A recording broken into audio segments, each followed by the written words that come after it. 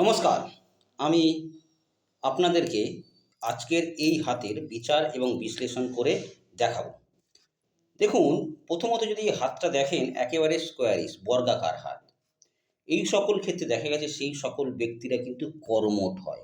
অর্থাৎ কাজ করতে ভালোবাসে, কাজ করেও এবং এরা কর্মের মাধ্যমে জীবনে উন্নতির উপর বিশ্বাস করে।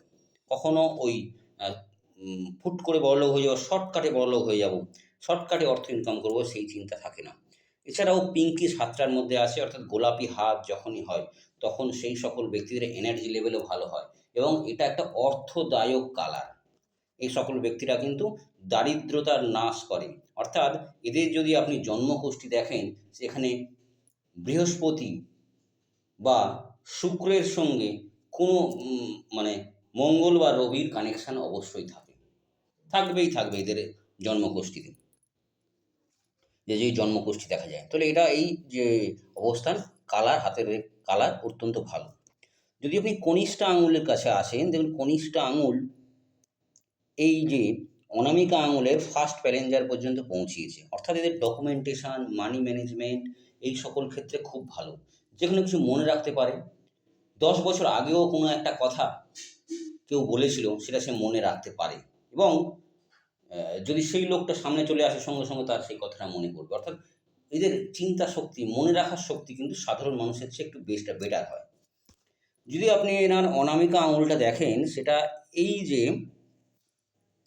তর্জনী আঙুল এর চেয়ে একটু বড় হয়। অর্থাৎ এই সকল ব্যক্তিদের মধ্যে রিস্ক টেকিং এবিলিটি একটু বেশি হয়। যেকোনো কিছুতে পিছু পা হয় না। রিস্ক নিতে জীবনের পিছু পা হয় না। এই জন্যই বলা হয় যারা রিস্ক নেয় জীবনে তারাই উন্নতি করে। তো এই সম্ভাবনা এনার প্রতি ভালো। ইনি কোনো অবস্থাতেই রিস্ক নিতে কিন্তু পিছু পা হয় না। শনির আঙুলও যথেষ্ট ভালো, লম্বা হয়ে আছে এবং এটা কর্ম পরিচয় দেয়। তার সঙ্গে সঙ্গে এই তর্জনী আঙুল একটু শনির দিকে টিল্টেড হয়ে আছে। এই সকল ব্যক্তিরা কিন্তু ধার্মিক হয়, শিব ভক্ত হয়ে থাকে বেশিরভাগ ক্ষেত্রেই দেখা যায়। তো ধার্মিক অবশ্যই হবে, এমনকি কোনো না কোনো ধার্মিক সংগঠনের সঙ্গেও যুক্ত হতে পারে এই সকল ব্যক্তিরা। যদি মাউন্টের কথায় আসেন বৃহস্পতি মাউন্ট যথেষ্ট ভালো মাংসল হয়ে আছে। অর্থাৎ নলেজ এই ব্যক্তির মধ্যে ভরপুর থাকবে। কিন্তু এই যে হাতের এই অংশটা অনেকটাই নিচু, এই জন্য এনার কিন্তু ফ্যামিলি সমস্যায় চিরজীবন লেগে থাকবে। কোনো না কোনো ফ্যামিলি সমস্যার মধ্যে এনাকে কাটাতে হবেই। একটা ফ্যামিলি সমস্যা মানে বিবাদ, ফ্যামিলি বিবাদ এখানে মেনলি বলা যায়। ফ্যামিলি বিবাদ কিন্তু লেগে থাকবে। যেহেতু একটু টিল্টেড হয়ে যায় শনির দিকে, শনির মাউন্টটা, যে কোনো কাজ একবারের প্রচেষ্টায় কিন্তু সাফল্য আসবে না। তবে কিন্তু জীবনের সাফল্য আসবে এটা গ্যারান্টি। কিন্তু একবারের প্রচেষ্টায় আসবে না, বারবার লেগে থাকতে হবে।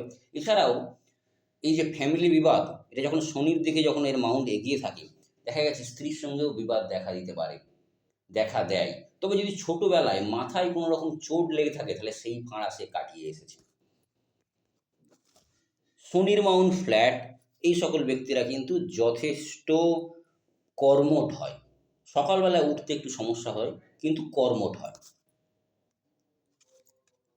রবির মাউন্ট যথেষ্ট ফ্ল্যাট আছে এবং নিচু হয়ে আছে।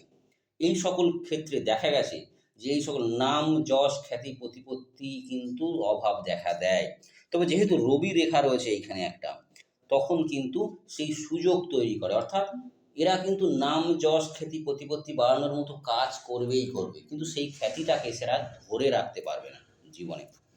এই সমস্যাটা কিন্তু দেখা দেবে। বুধের মাউন্ট অত্যন্ত ভালো, যাকে বলা হয় মানে খুবই ভালো। এই সকল ব্যক্তিরা কিন্তু কথা বলায় প্রচণ্ড পটু। ক্যালকুলেশন কোনো কিছু সিদ্ধান্ত নেওয়ার আগে ক্যালকুলেশন করে নেবে, কোনটায় লাভ আছে আমার, কোনটায় ক্ষতি আছে। এছাড়াও এরা কিন্তু যে কোনো মানুষকে কথার মাধ্যমে বশে আনতে পারবে। এদেরকে কেউ এদের সঙ্গে বিবাদ ঝগড়া করতে গেলেও ধরুন বা এদের প্রতি কেউ ক্ষুব্ধ হয়ে এলেও তাকে কথার মাধ্যমে কিন্তু তাকে মানে পটিয়ে নেবে যাকে বলা যায়। এই সকল দিকে দেখা গেছে। এছাড়াও এরা কিন্তু ব্যবসায়িক দিকটা খুব ভালো বোঝে। ক্যালকুলেটিভ নেচারের হয়, কীভাবে নিজের ব্যবসা বাড়ানো যায় এটা ভালো বোঝে। এছাড়াও এই সকল ব্যক্তিরা কিন্তু যদি কমিশন ভিত্তিক কাজ করে, যে কোনো কাজ, ব্যবসা হোক বা যে কোনো টেন্ডার বা কন্ট্রাক্ট নেওয়ার কাজ হোক, সেগুলো কিন্তু ব্যবসায় ভিত্তিক যদি থাকে এখানে কমিশন ব্যাপারটা হয়ে থাকে, তাহলে কিন্তু এরা খুব খুব ভালো উন্নতি করে সেই সব কাজে।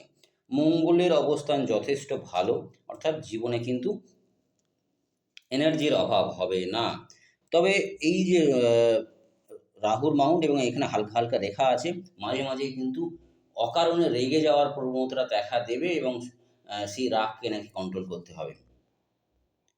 চন্দ্রের মাউন্ট একটু নিচু হয়ে আছে, অর্থাৎ এই সকল ক্ষেত্রে কিন্তু যে কোনো কেউ একটা কথা বললে সেটাকে অনেকক্ষণ মনে রাখবে, তার জন্য আপসেট বোধ করবে, মেন্টালি অতটা স্ট্রং নিজেকেও নয়, অর্থাৎ অল অনেক বেশ কিছু মানে গিভ আপ করে দেয় অনেক ক্ষেত্রে, ঠিক আছে বাদ দাও আমি ছেড়ে দিই, এরকম ব্যাপারটা কিন্তু থেকে যায়।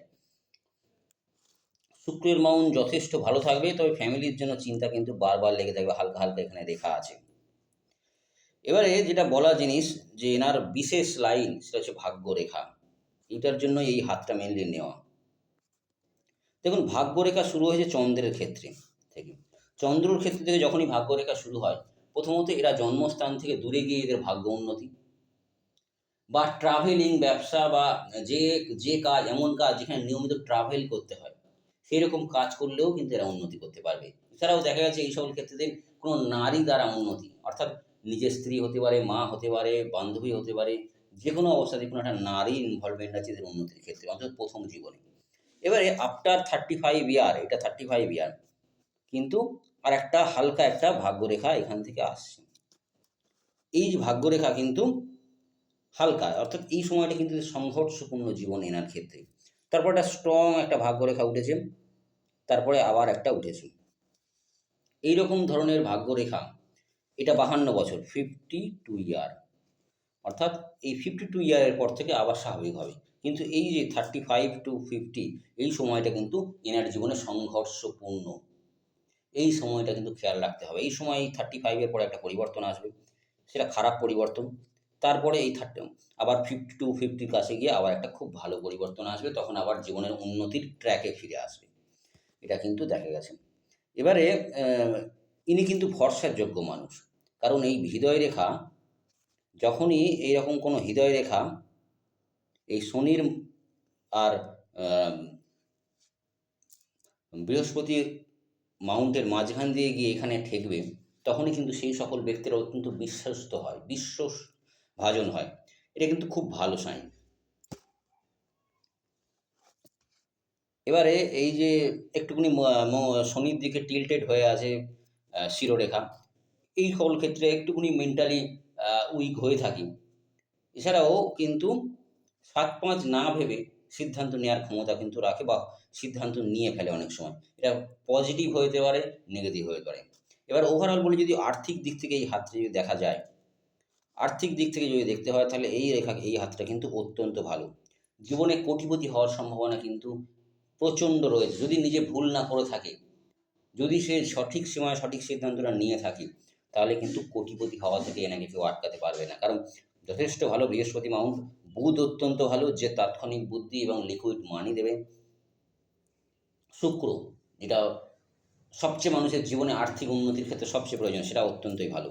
নলেজ, ক্যালকুলেসিভ রিস্ক ক্যালকুলেশন, জীবনে কখন কী করতে হবে, এবং শুক্রে মানুষের অর্থ, এই সবকটা মিলনায় কিন্তু আর্থিক দিক থেকে এনে কিন্তু জীবনে উন্নতি করতে পারে, মানে উন্নতি হওয়ার সম্ভাবনা প্রবল, বিশেষত এই যে আফটার 52। তো এটা অত্যন্ত অত্যন্ত ভালো। যদি ভিডিওটি ভালো লেগে থাকে অবশ্যই লাইক করুন, শেয়ার করুন, চ্যানেলটি সাবস্ক্রাইব করুন। ভালো থাকুন, জয় মা।